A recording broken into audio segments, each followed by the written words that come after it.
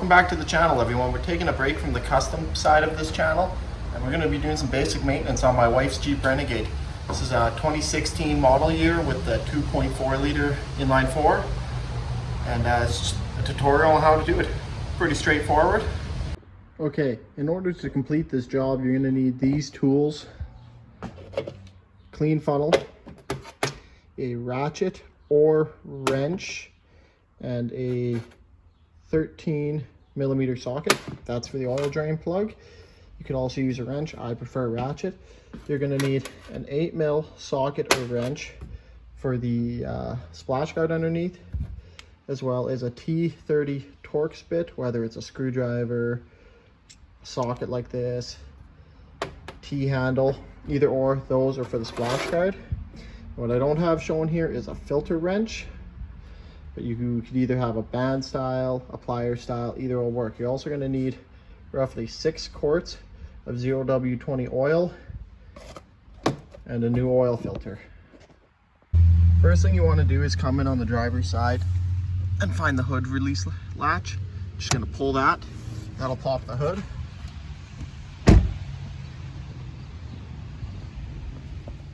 Then you come over here, open it up, grab the prop rod, stick it in the red plastic bit there. That's where it's supposed to go. Next, you got to go underneath and remove the splash guard here.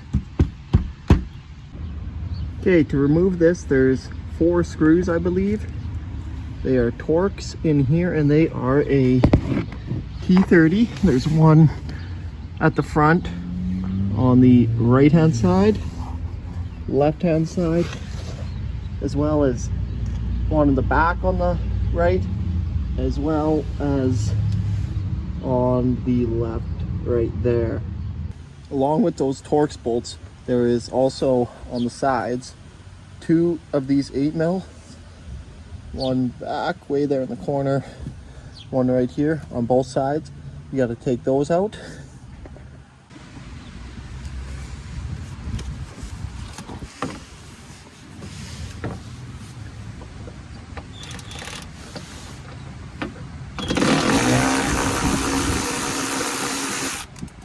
There's one.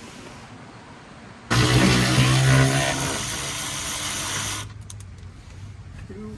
Grab these guys.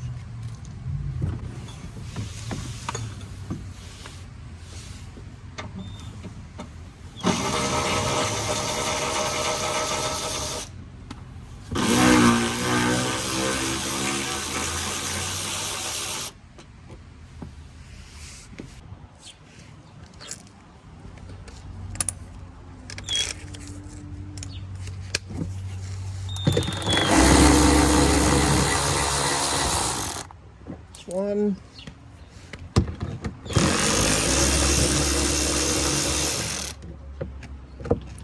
two, grab those. Oh, I need a bigger piece of cardboard.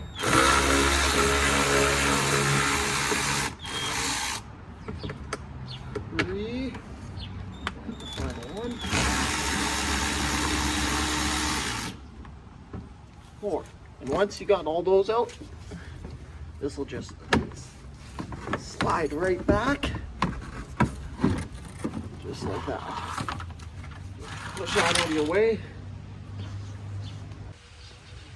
Once that splash guard's out of the way, it reveals the oil pan, and right there, about center screen, is the drain plug.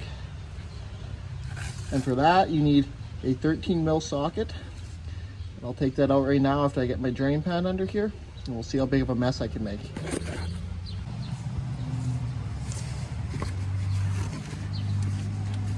So I got my drain pan under there. Now I just got to crack this free. There, it's loose. And, I'm doing this on a hot engine. The oil flows out a bit better. I don't know if it makes a huge difference doing it hot or cold, just that you burn yourself more on these hot ones. Almost there. Pull my hand off a minute. Pull this mark up a bit. There we go. right into the drain pan. Just trickling out of there now.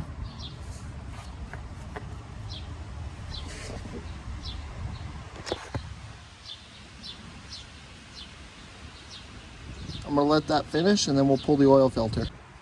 Okay, after it's done draining, you want to put your drain plug back in so you don't spill all your fresh oil out of onto the ground. And just snug it up. It doesn't need to be overly tight, you'll just end up stripping it out. Once you're done draining the oil, you got to replace the oil filter, which is this little guy right here. Yours may look different. This one happens to have a K&N on it. So what you need for these is usually you need some sort of filter wrench. It could be a band style, plier style.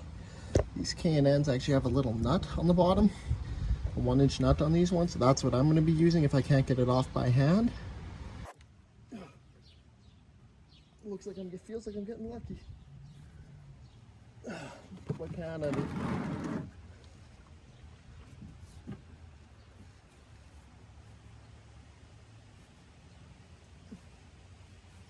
There it is, spinning free.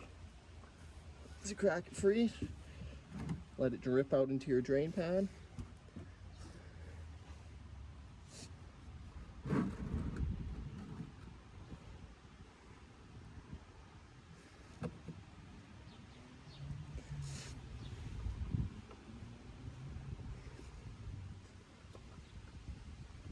Turn it back a little bit more to get the rest out.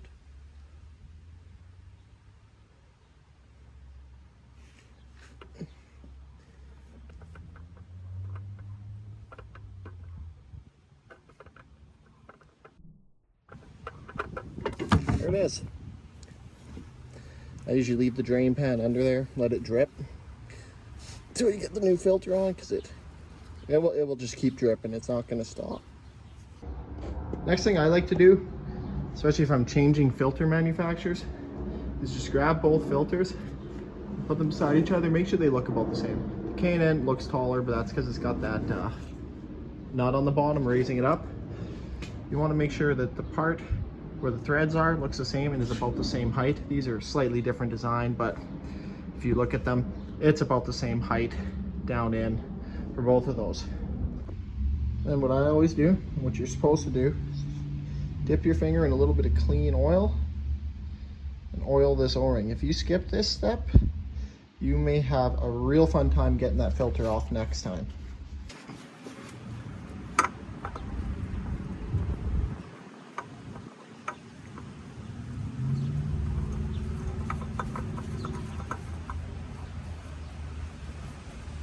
Then what you want to do is you want to run it down, it touches, and then go a 1/2 to 3/4 turn more unless otherwise specified on the filter itself.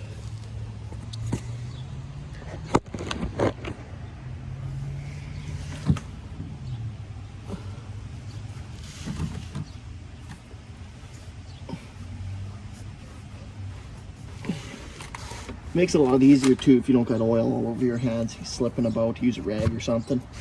Once you finish draining the oil and changing the filter, it's now time to put oil back into the engine. You do that right here. In this case, it's 0W20. I always like to clean it off a bit first.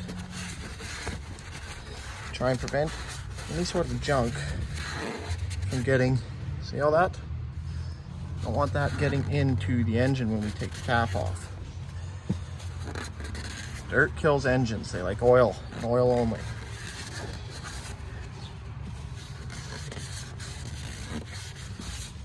After you've cleaned it out, you can just pull that off, set it to the side. After you pulled that cap off, you want to get yourself a clean funnel, stick it in the oil fill, crack open your first jug of oil. These take about 6 quarts. So you usually need a jug and a little bit. You just pour the first jug right in.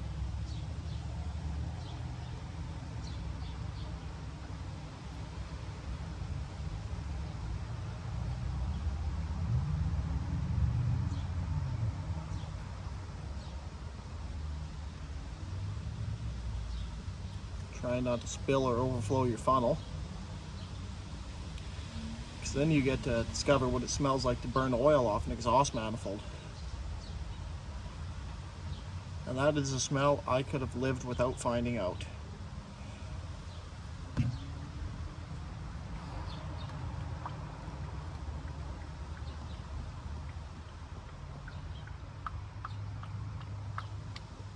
we go. It's about 3/4 of that. Now, cover that, clean it out, cap this, and start the engine.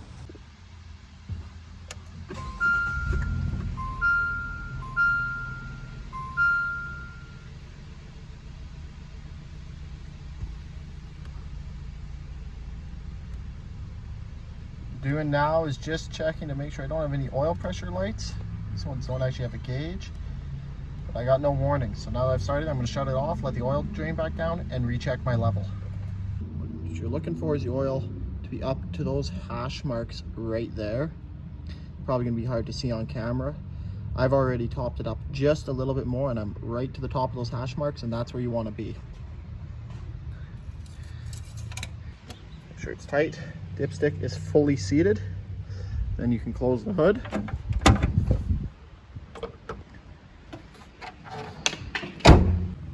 Last thing you want to do is just make sure you have no leaks. Look for drips at the oil drain plug as well around the filter. In this case, we're good. Now I just got to put the splash guard back on and we're done. Make sure to dispose of your oil properly and safely, and you're good to hit the open road again. If you enjoyed this video, remember to like, comment, and subscribe, and hit the notification bell to get updated whenever new videos come out.